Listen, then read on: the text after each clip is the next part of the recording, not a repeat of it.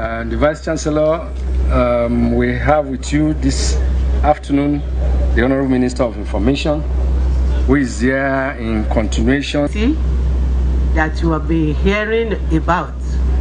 We thank God you are here at this moment. You will see part of His Excellency's transformation agenda. He has been taking education as his first, second, and third priority, which I believe you are going to see most of the projects of the state. Thank you. I'm going to hand over to the Federal Republic of Nigeria. Honorable Commissioner, Kogi State Ministry of Education, other honorable commissioners that are here, especially Ministry of Information, Honorable Bologi, other members of the team that accompany the Honorable Minister to Kogi State University and Kogi State, members of for us to have in our midst this afternoon the Honorable Minister of Information that everybody has been hearing about. In fact, we have waited your arrival with a lot of anxiety and apprehension, and I want to tell you that many of us here are keen followers of good governance tour. So we have been expecting, and thank God you have arrived today. Let me start by expressing profound appreciation and gratitude to the federal government of Nigeria as well as Kogi State government. A number of projects that you are going to see, a tip of them you are going to see, are financed by Kogi State government and the federal government. His Excellency Captain Idris Wada demonstrated his passion and love for Kogi State University and education by performing his first official duty in Kogi State University on February 1, 2012. That was when he paid an unscheduled visit to Kogi State University. And I want to state here categorically that all the promises he made that day have been delivered, including the hostel construction, hostel under construction that we are going to see. For federal government, especially through TET Fund, there's about 5 projects that have just been completed.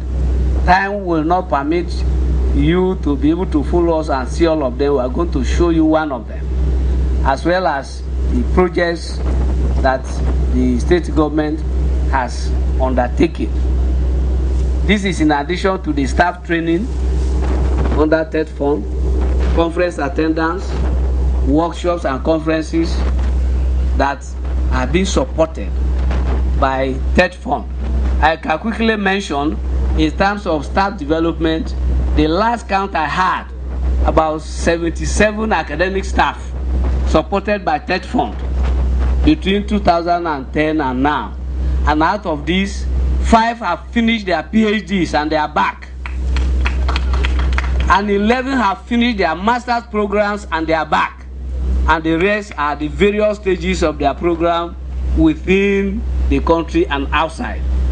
So, Honorable Minister, we are extremely delighted to have you in our midst, particularly on the beautiful small campus of Kogi State University.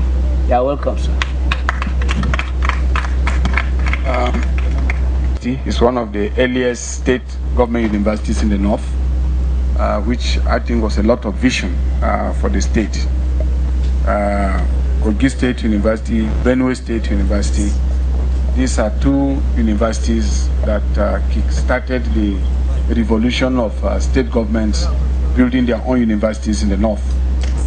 This has been happily followed by Nasarawa State, Plateau State. Virtually every state now in the north, have their own state universities. So a lot of expansion of educational opportunity has taken place over this period of our democratic enterprise. Having said this, students are not here now. which is very sad, because I would have loved to. When you inherit a country with problems in power supply, railways have stopped for quite a long time until last year, when we returned them back, we returned the trains back on track. You had problems. Every sector you touched, we had some major problem to deal with. So, and we're dealing with education not just at the university level. Because if we were to spend all the money on in the universities, you will not have students here, because we have to prepare the raw materials for the university. So from primary school to secondary schools to technical education, colleges of education, we spend money at all those levels. And I have continued to make the point that at no time in the last 20 years have we had the kind of money coming. No, not in the last 20 years.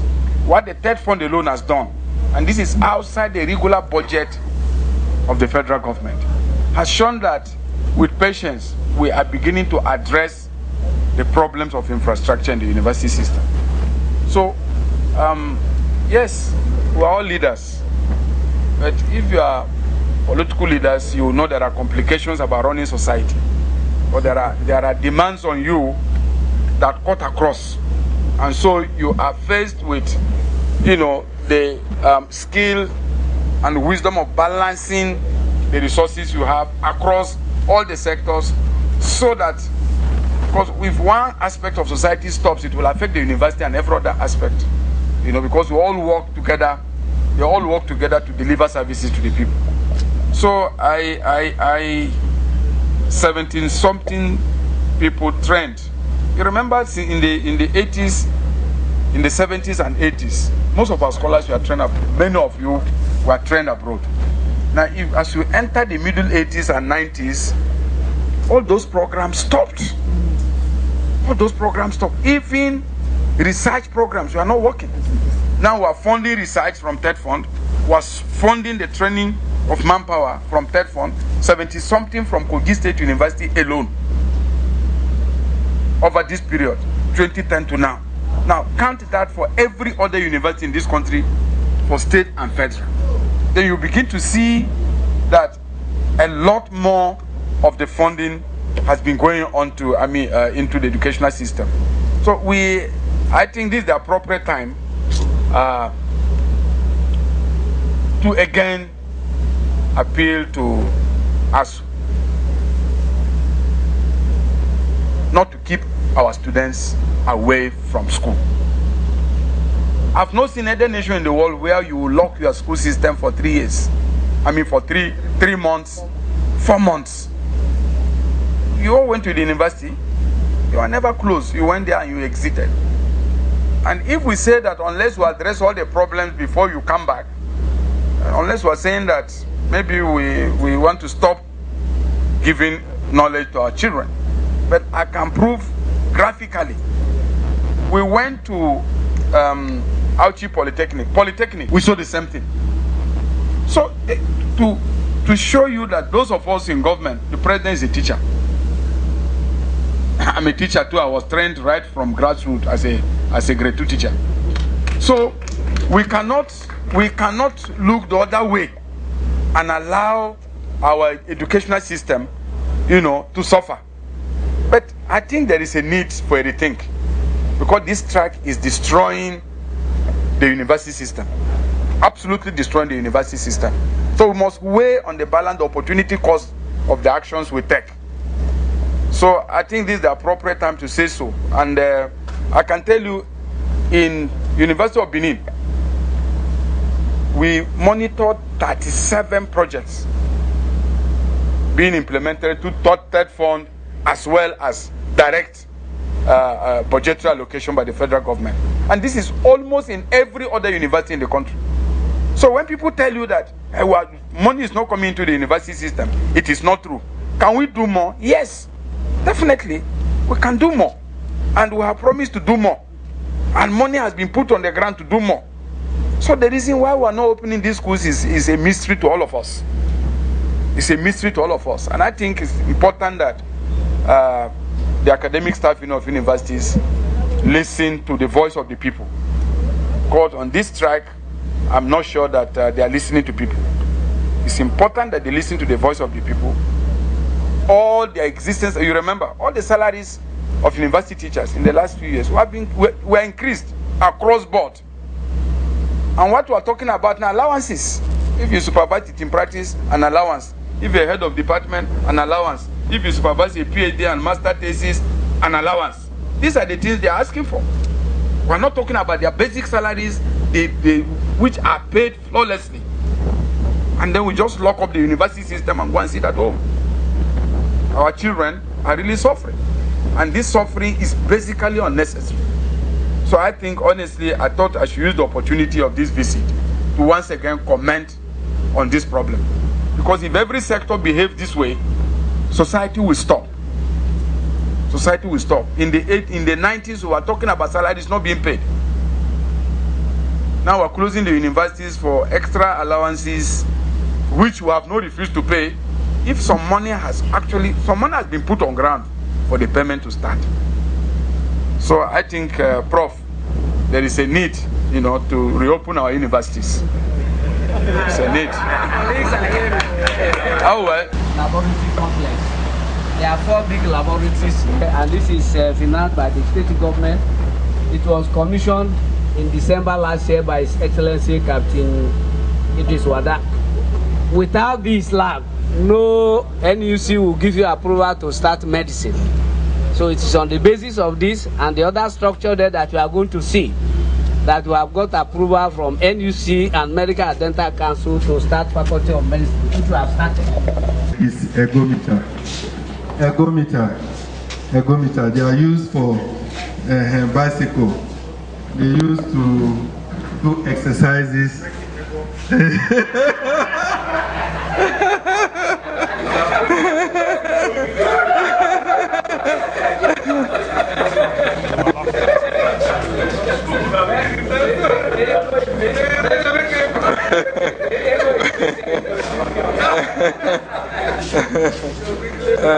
And then we have 2 of them here. They are modern facilities for physiology. They are modern facilities for physiology department.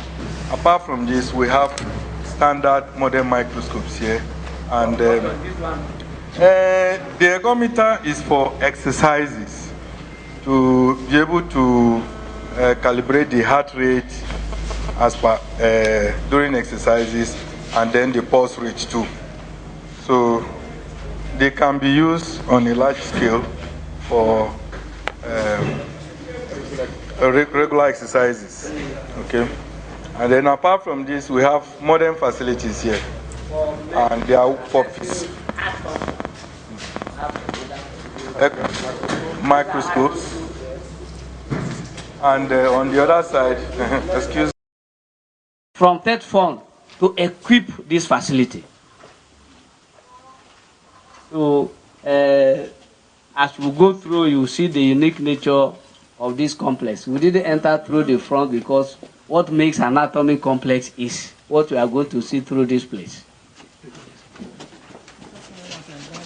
On them, and then students will dissect them.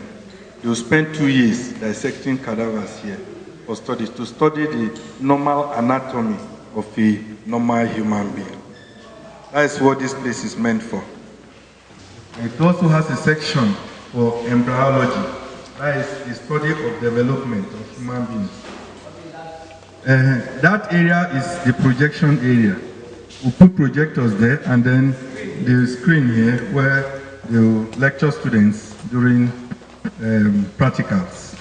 And then on the other side, we have museum and equipment room where major equipment, like we met there, in anatomy section there, are kept. And then they'll be brought out here for studies. So this is what this complex is meant for. The other aspect of the complex is the administrative section, offices, for the lecturers and other staff, technologists that are going to work here. Yes, Third Fund. With Third Fund. Next year, before June, July, we're also going to use Third Fund to build an administrative block and a medical library. And an animal house.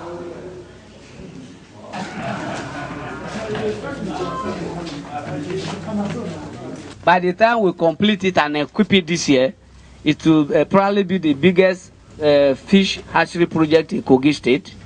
We also have a lecture theatre faculty of arts. We have an arts theatre faculty of arts. All these are due to be equipped within the next 3-4 months. Then we're about assessing about 600 million naira of TET fund, which we have advertised about 27 projects, TET fund. So in addition, I also want to state here that any time from now, the state government under Captain Idris Wada has earmarked over 2 billion to start the development of teaching hospital structures. We have earmarked 100 hectares here for the Faculty of Medicine and the teaching hospital. And anytime from then, the clearing and the work on the teaching hospital will start, which I know the government has earmarked about 2 billion. About 14 products from cashew. And as a result of that, we went into collaboration with Raw Materials Research and Development Council in Abuja, and I challenged them, I pleaded with them that we want to produce something from cashew. We have seen a lot of research findings. So on the basis of that, 2010, bring one out. 2010, we established a cashew processing plant on this campus. Since 2010 is producing daily. Time will not permit us to take you there. Honorable Minister, it is my pleasure to show you KSU cashew nuts, the best in the world.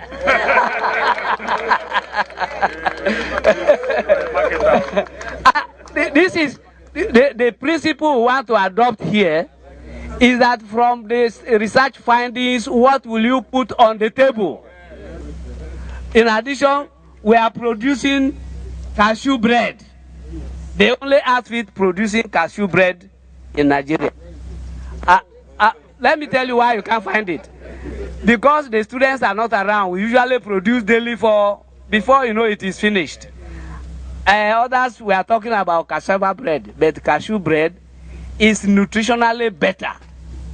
It doesn't contain cholesterol. This cashew does not contain cholesterol. The acids in it are the friendly fatty acids. Yes. Our own.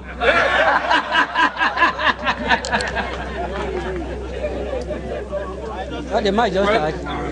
They might just start. Let's just say that we're happy. One of the problems of our universities has been that we do not put to practice our research findings. Anywhere in the world, let's research is linked to development and production. You cannot have the advantage, intended, by research and knowledge. So it's good that this is being done. I do hope that Kogi State University will also look for private people, that can mass produce your products. You get the patency, then they continue paying you royalties. So the more of these things you develop, the more the university will be able to make money. This is what we need, to keep the universities of the future going. The ability to link up with industry, and get their products out there for society. Thank you very much indeed. Thank you. We are bringing about